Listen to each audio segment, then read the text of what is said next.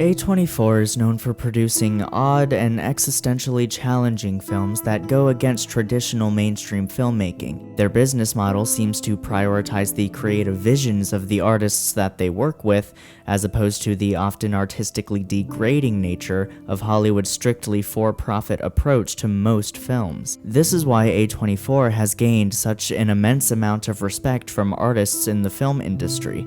They serve as a reminder that there are still people out there who value honesty and authenticity in film, which is comforting to up-and-coming writers, directors, and actors who have something to say and a story to say it with.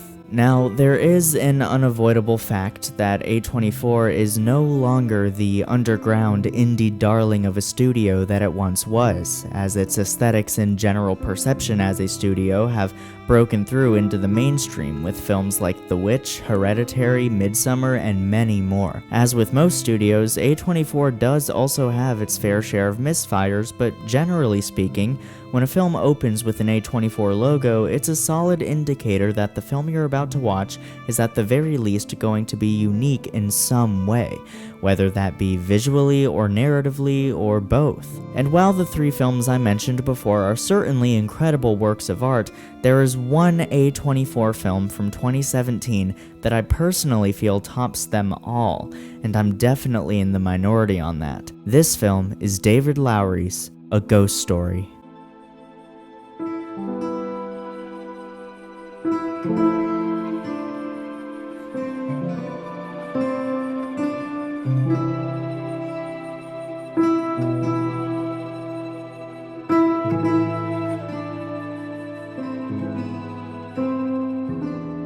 Now, I am not implying that this film didn't get attention. It certainly did. Perhaps not the widespread mainstream attention that these movies got, but attention nonetheless. Mostly for an infamous 6-minute stationary single-take scene of a woman eating a pie. There's plenty of people out there who love, or at the very least appreciate this film and what it set out to do, but today in 2024, your average review of this film from an everyday audience member seems to be that it is painfully boring, pretentious, and lazy. And I'll be completely honest, I understand those criticisms. I do.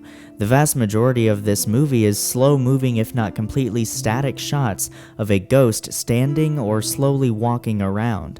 Not exactly a recipe for the most riveting film you've ever seen, and that's the point. This is a film that means everything to me. The first time I watched it, I was completely awestruck. Not every aspect of the narrative structure clicked at first, but I knew there was something there to ponder.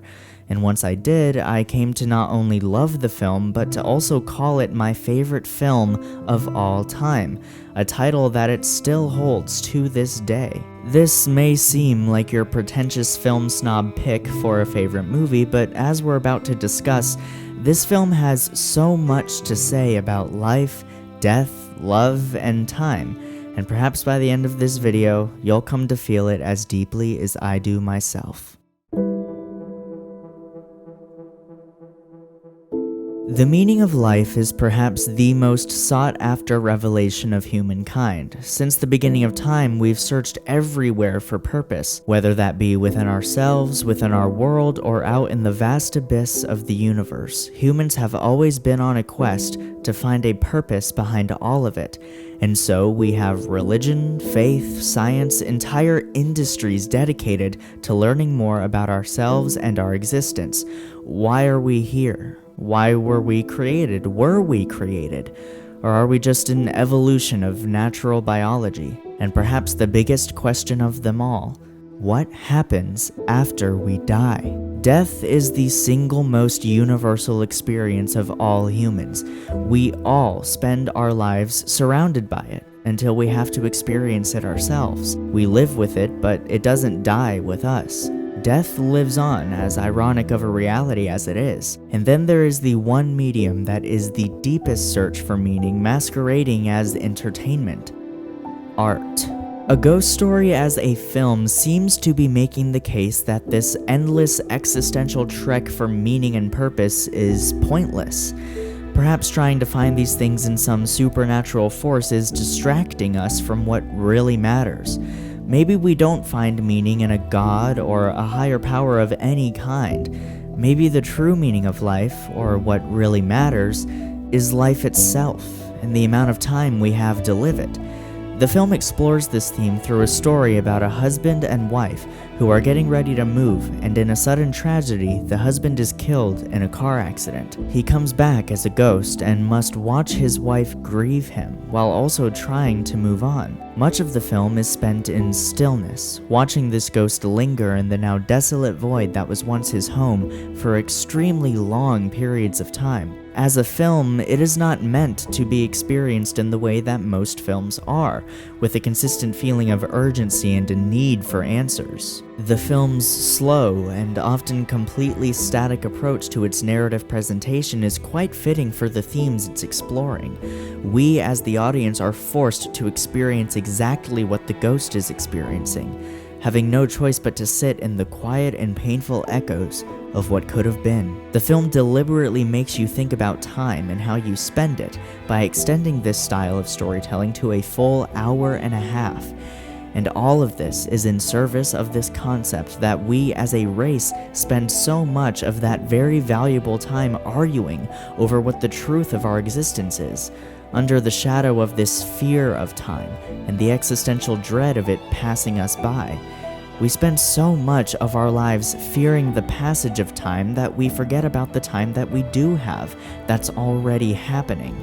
It's the biggest joke of all time, that we talk so much about living in the moment and not letting time slip away, but then spend those moments in that time arguing, belittling, and even killing each other simply because none of us truly know what the meaning of life is, diminishing the significance of the very thing we claim to value so much. Essentially, the meaning of life is that there is none, as one of the best scenes in the film so articulately spells out. This is something that they'll remember me for. And they did, and we do. And sure enough, we do what we can to endure.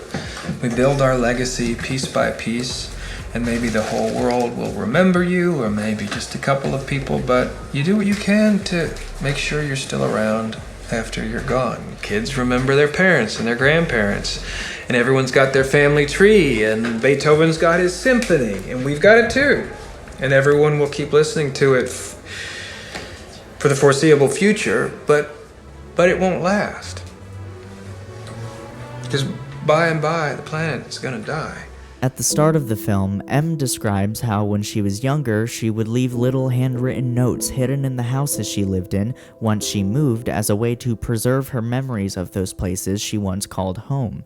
She expresses how she never had a choice in these situations, whether to stay or leave. Later in the film, after C's death and Em's grieving process, she is put in a position where the choice is finally hers, and she chooses to leave, promptly leaving one of those notes hidden in the walls of the house. When C was alive, there was tension between them as C didn't really want to leave the house, but M did.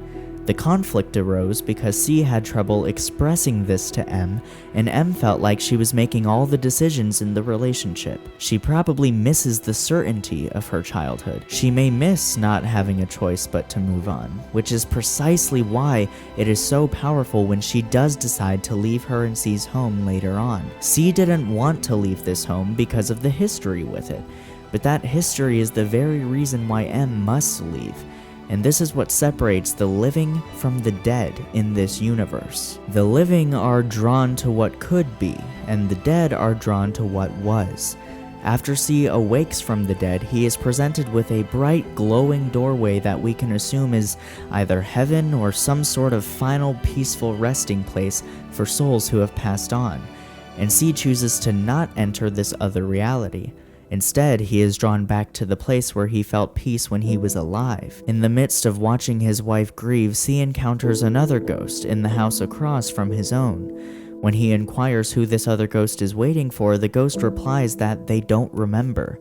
A dire and tragic revelation that even in the land of the dead, the passage of time and the loss of memory that comes with it is still inescapable. With this realization in C's mind, M finally chooses to leave, and C watches as his true love heads off into the rest of her life, something C will never get to witness. It is no coincidence that this story beat occurs right after C's revelation. It is the physical manifestation of forgetting, a literal portrayal of the term seeing is believing. And just before M leaves, she takes a moment to listen to a song that C made when he was alive. A final moment where she can connect with the one she loves before leaving it all behind, which is physically represented when she stretches her arm out while listening to it, almost touching C's spirit, but not quite. This is intercut with the first time C ever showed her the song, showing that this will likely be the single most lasting memory of him to her, the song and what he was expressing with it. After M leaves, C must watch as other families inhabit the home, as college students use it for parties, and this enrages him. He can't bear to watch the home he once resided in with his love have its history tarnished and stomped on. But is that what was happening, or was it simply more history for the location to hold? The answer is the latter. The film takes a concept that we typically find horrifying, such as hauntings and poltergeists, and shows that it's actually a profoundly sad thing. Perhaps these ghosts that we have been taught to fear aren't malicious spirits out for blood, but rather lost souls forced to endure an endless and monotonous cycle of grief. Grief for the life they once lived, the life they could have lived had they had more time. Grief for those they left behind after their death. These emotions leave this home that once was a place of love, a place of emptiness and longing, with the only thing C having left being the note that M left in the wall, which he desperately tries to retrieve before the home is torn down, along with the neighboring house. The other spirit simply says, "I don't think they're coming," and vanishes into thin air, gone forever. This purpose that this soul spent their afterlife pursuing was shown to be pointless, and once this realization sunk in, it had nothing left to latch onto. No unfinished business, nothing left to grieve or long for. The spirit may have also been waiting for so long that any living person with a memory of them had also passed on, leaving no memory or legacy of this person in the real world at all, causing them to cease to exist entirely. Generations, possibly eons pass as C watches civilizations rise and diminish the memories once attached to his place of rest. It becomes too much for even a spirit to endure, and he makes the decision to end his afterlife. He likely knew from the vanishing of the other spirit that the same thing was going to be coming to him sooner or later, and he simply couldn't bear to wait anymore despite his efforts. This transports him back in time before advanced civilization, where he witnesses the love between a family of settlers and their inevitable death. He presumably endures in this same location for hundreds of years before eventually getting to the point in time where he and M first moved into the house, and we realize that the noises C and M were hearing early on in the film prior to his death were that of his own ghost, a haunting notion of the looming inevitability of what was to come. So is this other ghost that C sees in this same house at this point in the film a different spirit, or is it also him? My personal interpretation is that both of these ghosts are C, and that even in the afterlife, spirits exist in the presence of their own dead. It's likely why the other C doesn't notice him. The C that we've been following this whole time makes his way back to the wall where M hid the note, and he finally retrieves it, and when he opens it, he too vanishes, just as the other spirit did once they had been forgotten. We do not get to see what the note said, and many people were upset by this. They wanted to know. They spent so much time longing to see what it said in the hopes that it would give meaning or purpose to everything we've witnessed, but guess what? It doesn't matter. The fact that you don't get to see what it said is the very meaning and purpose you were craving. It brings the entire thesis of the film full circle, solidifying once again that pursuit of purpose itself is not what matters, but rather the time in between is where the true meaning of life lies. This is why C vanishes after getting to read the note. The purpose he thought was his was reached, and thus his memory forgotten, allowing his grieving soul to finally rest. As stated in the dinner scene earlier, we do what we can to make sure that we're remembered when we're gone. What C did was leave behind his music for those he loved to remember him by, and what M did was leave behind this note for C's soul to one day read. We as humans think way too often about what we can do to make sure people remember us after we die, and not what we can do before we die to ensure that the spirits of those who loved us when they were alive also have something to hold on to. Because when we die, the people left alive are not the only souls that lose someone. We also lose them. So no matter what, whether there is a greater purpose to life or not, whether you live for 20 years or 100, do not waste your time. Love those you have and those you've lost so that they can do the same for you.